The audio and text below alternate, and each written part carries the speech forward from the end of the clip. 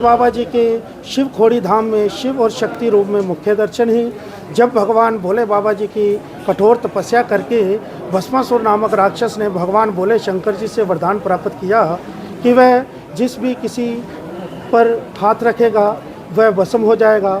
भगवान भोले शंकर जी से वरदान लेने के उपरांत वह भगवान भोले बाबा जी को भस्म करने के लिए उनके पीछे आया और भगवान भोले बाबा जी अपने परिवार सहित शिव खोड़ी धाम शिव गुफा में आकर विराजमान हो गए।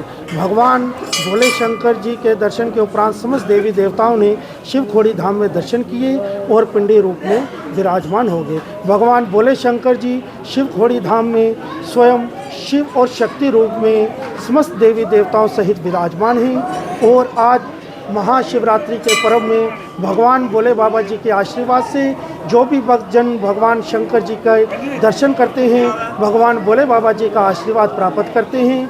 भगवान भोले शंकर जी उन सब भक्तों की सर्व मनोकामना सर्व इच्छा पूर्ण करते हैं। सभी भक्तों के घर में सुख शांति सुख समृद्धि सुख संतति बनती है, धन धनाढ्य की वृद्धि होती है और भोले बाबा जी के आशीर्वाद से सभी भक्तों के कष्ट क्लेश दुख दरिद्रता समाप्त होती है।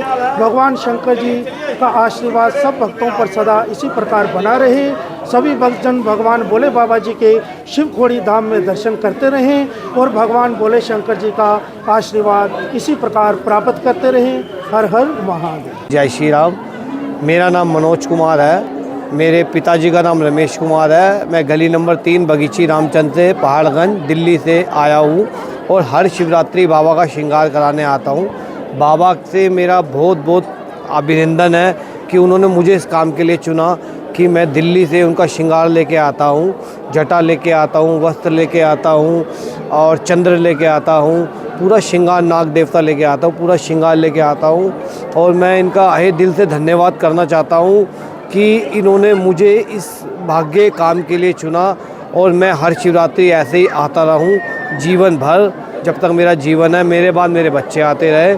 और इस शिवरात्रि में इधर बहुत गांव के सभी लोग आते हैं, जगह जगह भंडारे होते हैं, उनका भी मैं ये करता हूँ कि बाबा का आशीर्वाद उन पर बना रहे और वो लोग पे भी कृपा बनी रहे जैसे मुझ पे बनी हुई है। बाबा ने मुझे अपने आप से जोड़ा है और मैं आप सभी आपके चैनल के माध्यम से बताना चाहूँगा कि सभी भाइयों से मेरी निवेदन है कि आप शिवरात्रि में शिव खोड़ी आइए और आके बाबा के श्रृंगार का आनंद लीजिए। आज बाबा का शादी का दिन है, सबको पता ही है, तो यही मैं अभिनंदन करता हूँ। जय शंकर की जय श्री राम। सो रहा है मैं जहाँ पे सबसे पहले मैं आप सभी जितने भी श्रद्धालु आए हुए जहाँ पे और आपके चैनल के माध्यम से मैं आपको शुभकामनाएं देना चाहता हूँ कि शिवरात्रि की जो इस पर्व की महाशिवरात्रि की आप सबको शुभकामनाएं। और रही बात इतिहास की, तो इतिहास अब ये जो है गुफा ये भस्मासुर के समय की गुफा है।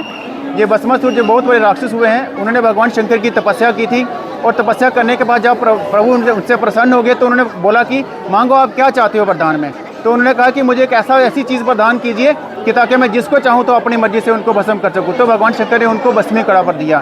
तो भस्मी कड़ा जब उनको मिल गया तो राक्षस लोग, आपको पता उनकी बुद्धि जो अलग प्रकार की होती है, उन्होंने सोचा कि पहले हम इन पर ही परीक्षा करते हैं कि जब भस्म होते नहीं होते। तो फिर उन्होंने क्या किया कि भगवान शंकर के ऊपर ही वो गड़ा रखने की कोशिश की। तो भगवान शंकर जी भागते भागते आके इस गुफा में आके त्रिशूल डालकर गुफा के अंदर चले गए और गुफा बाहर से बंद कर दी। तो इतने में पूरे ब्रह्मांड में पता चल गया कि भगवान शंकर जी कहाँ चले गए। देव देवता पूरे जो है वो परेशान हो गए। तो तब उन्होंने फिर भगवान विष्णु जी आए। तो भगवान विष्णु जी ने मोहिनी रूप धारण करके भस्मासुर के पास आए। तो भस्मासुर कहने लगा कि मैं तो पार्वती से शादी करूंगा, आप मुझे रोक नहीं सकते। उन्होंने कहा मैं ही पार्वती हूँ, मैं आपके साथ शादी करने को तैयार हूँ, लेकिन आपको शर्त है कि आपको जैसे माता पार्वती जी नृत्य करते हैं, जैसे शिव शंकर जी नृत्य करते हैं, वैसे करना पड़ेगा आपको। जैसे शिव शंकर जी नृत्य करते हैं वैसे करोगे तो हम आपसे शादी करने के लिए तैयार हो जाएंगे। तो तब उन्होंने जब नृत्य प्रारंभ किया तो नृत्य करते करते उन्होंने अलग अलग मुद्राएं बनाई। तो एक मुद्रा जब उन्होंने हाथ की सिर्फ उनके सिर के ऊपर जैसे हाथ रखा तो भस्मासुर ने भी अपना हाथ सिर पर रखा। तो उसी समय वो वहाँ पे भस्म हो गए। तो उस समय भस्म हो गए तो वहीं पे वो चले गए और इतने में सभी देवी देवता आए तो गुफा खोली गई। कामधेनु गाय जो है उसके द्वारा जो गुफा जो खोली गई है। तो फिर कामधेनु गाय जब अंदर चली गई तो सभी देवी देवता वहाँ पे चले गए। वहाँ पे अंदर जो शिव खोड़ी में ना वहाँ पे सुदर्शन चक्र भी बना हुआ है, जिसकी वजह से वहाँ पे वो त्रिशूल का भी चिन्ह वहाँ पे आज भी मौजूद है। तो मैं सभी श्रद्धालुओं से गुजारिश करूँगा, विनम्र प्रार्थना करूँगा कि वो हर महाशिवरात्रि में जहाँ पे आएँ और अपने आप को जो है यहाँ पे आके कृतार्थ करें। बोलो शंकर भगवान की जय।